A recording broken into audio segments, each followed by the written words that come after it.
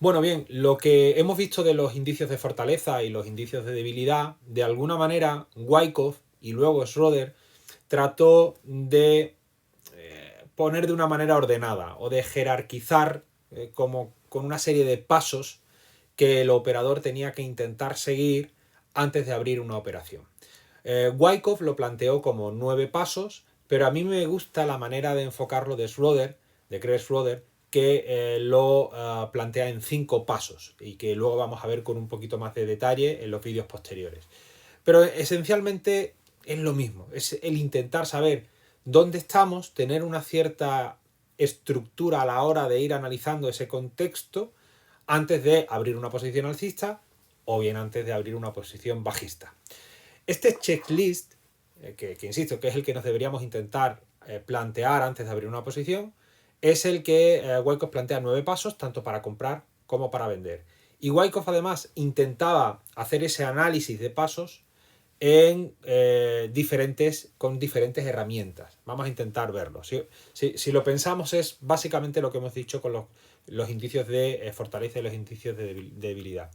Bueno, el primer paso que decía Wyckoff que había que plantearse en la checklist de antes de comprar era si se cumplió el objetivo del mercado bajista. Lo hemos hablado, no vamos a incidir en ello.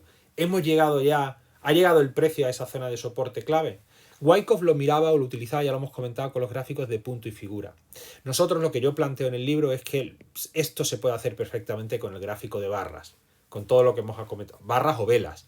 No es necesario utilizar el gráfico de punto y figura, pero yo lo transmití así en el libro para que el que quiera de vosotros pues vaya a investigar los gráficos de punto y figura y aprenda a utilizarlos. Eso, insisto, también es algo avanzado que también enseño yo, pero bueno, no creo que sea tan relevante como para meterlo dentro del taller. Segundo paso, una vez que se ha cumplido el primer paso, ¿hay actividad por parte de la demanda? ¿Se ven los primeros indicios de que las compras están entrando a mercado? Es decir, ¿somos capaces de ver ese volumen de parada? ¿Somos capaces de determinar el rango de trading, de posible acumulación? Tercer paso, bueno, esto, perdonadme, Wyckoff también lo advertía en el gráfico de barras y nosotros también en el gráfico de barras. Tercer paso, ¿existen puntos de soporte significativos? Es decir, estamos en una zona relevante, lo hemos comentado antes. Bueno, Wyckoff también se hacía uso del gráfico de barras, pero lo complementaba con los gráficos de punto y figura. Porque los gráficos de punto y figura tienen dos funciones, ¿no? Básicamente. Una para proyectar recorridos del precio y otra también para determinar soportes y resistencias. De alguna manera simplifica relativamente bien, aunque yo creo que con el gráfico de barras se ve suficientemente claro, pero bueno, simplifica en muchas ocasiones lo que son los niveles de causa, de soporte y resistencia y los movimientos de efecto, de tendenciales de desarrollo del mercado, ¿no?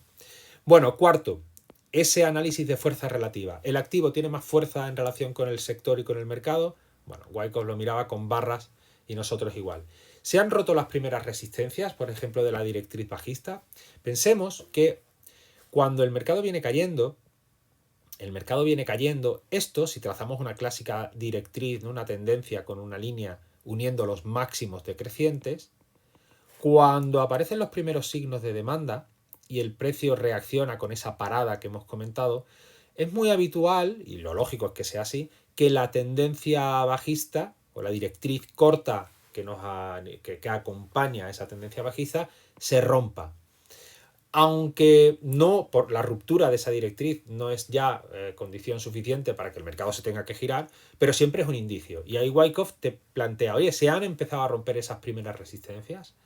Es más, si somos de un planteamiento un poquito más conservador y solo nos planteamos la operación alcista cuando vemos el sprint, el test y el salto, Wyckoff lo que planteáis, oye, ¿se han superado ya esas resistencias importantes como podría ser el salto del arroyo? ¿Se ha producido el salto del arroyo? Porque si es así, tenemos además una zona importante, se han cumplido los objetivos bajistas, pues las posibilidades de que el mercado pueda desarrollar un rally, pues son mayores. Dentro de ese ya movimiento tendencial, este movimiento tendencial puede ser todavía dentro del rango, porque cuando estamos en el rango aparece el sprint y el precio recupera, este sería el sprint. Después del test también podemos ver una secuencia de mínimos crecientes. Por supuesto también cuando se hace el salto y ya se empieza a desarrollar el rally. Entonces Wyckoff dice, oye, ¿existen esos mínimos crecientes? ¿Se puede ver esa inercia tendencial del mercado? Por último, o casi último, ¿se distingue el rango de acumulación?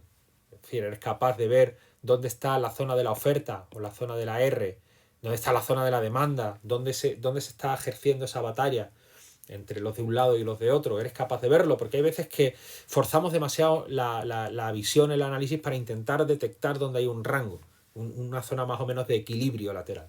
Y bueno, si no lo vemos claro, nadie nos obliga a operar. Lo único que tenemos que tener es un poquito de paciencia. Bueno, pues estos son los pasos que hay que seguir. Y el último sería, ¿existe una ratio de beneficio-riesgo elevada o adecuado? Esto parece una tontería o parece algo evidente, pero no lo es. Y muchas veces la gente lo olvida. ¿Qué quiero decir con esto?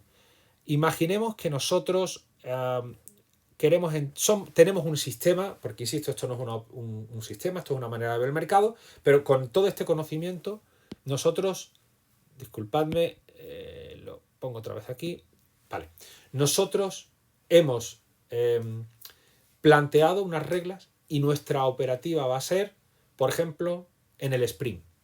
¿Vale?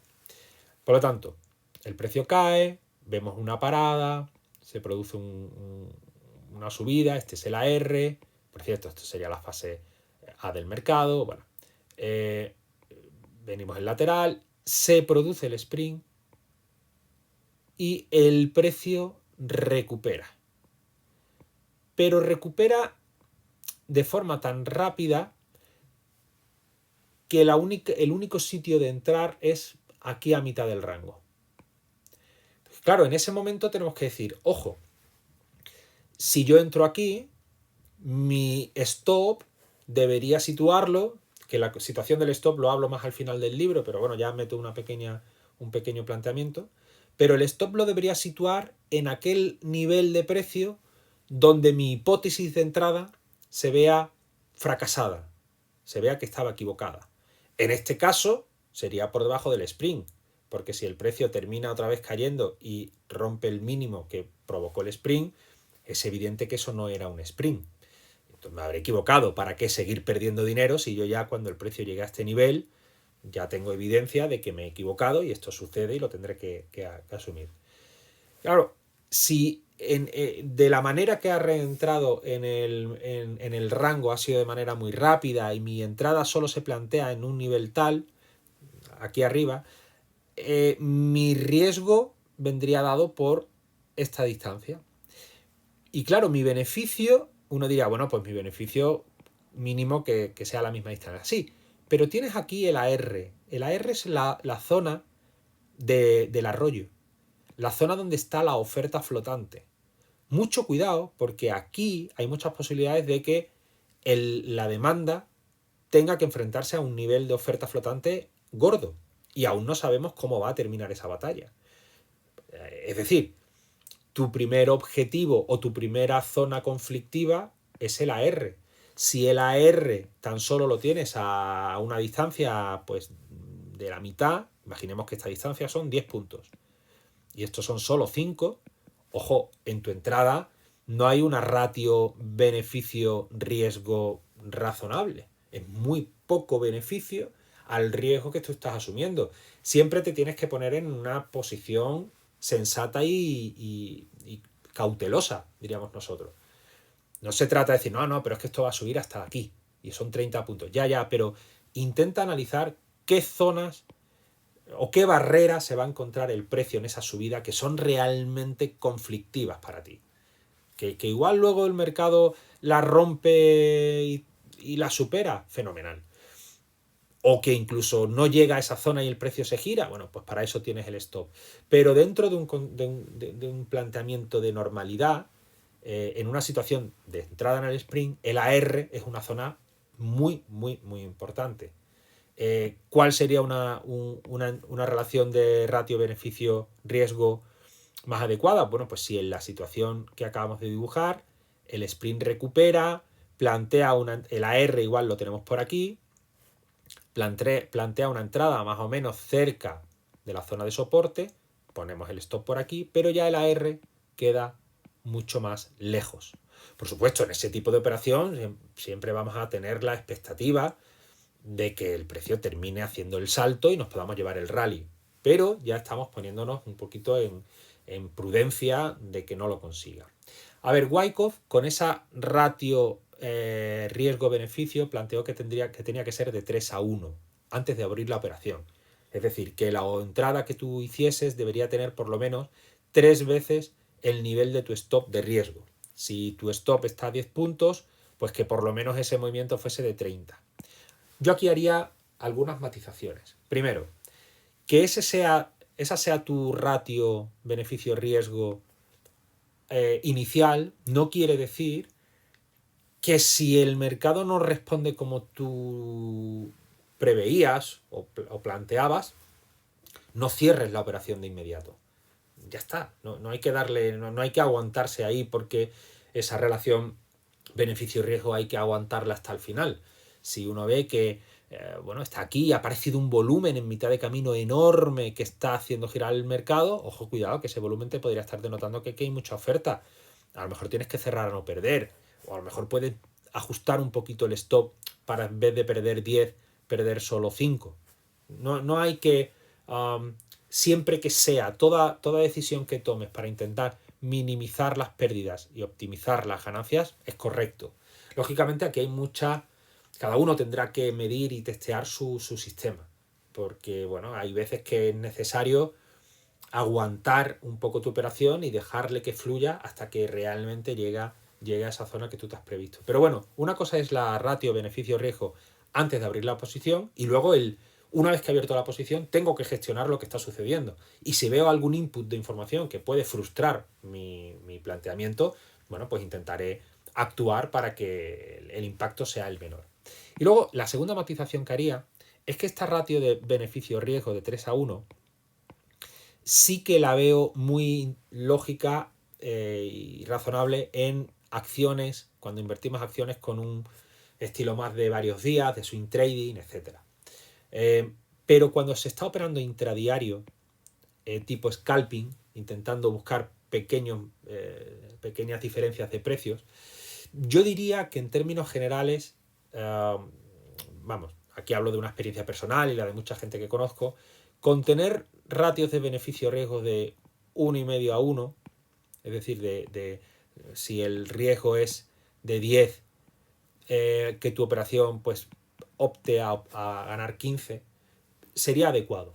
Porque de hecho, ya digo, esto es muy genérico y luego cada uno en función de su sistema puede tener unas cosas totalmente diferentes. Pero ese estilo de operativa más de scalping, de pequeños tramos, lo que suele ser habitual es que a largo plazo se dirija más a una operativa, a unos resultados del factor beneficio-riesgo, ¿no? Que sería la división entre la media de las ganadoras y las perdedoras, cercano a 1, debería ser un poquito mayor que 1, pero que en principio en cuanto a la ganancia y la pérdida media sean más o menos iguales, porque es muy scalping, y luego el porcentaje de ganadoras por encima del 50% y la del porcentaje de perdedoras por debajo del 50%. Ahí es donde nosotros vamos a hacer que la esperanza matemática sea positiva, pero vamos a intentar arañar pequeños movimientos al mercado. Bien, por no extenderme, en las bajistas exactamente lo mismo, pero en el sentido contrario. Para no alargarlo, sería repetir demasiado, lo mismo pero al revés. Bien, pues esto que acabamos de ver de los 9 pasos de Wyckoff, Schroeder, y así lo llevo en mi libro, lo resume o intenta detallarlo en solo 5 pasos, que son el ver si estamos posicionados a favor de la línea menor resistencia, de nuevo también ver la debilidad y fortaleza del activo en el que vamos a invertir, entender si estamos dentro de una causa evidente, si estamos en la posición adecuada dentro del contexto y luego si se está cumpliendo el timing de mi sistema. Vamos a verlas en diferentes vídeos e intentar buscar algún detalle más de cómo funciona al final la dinámica del mercado bajo las ideas de Wyckoff.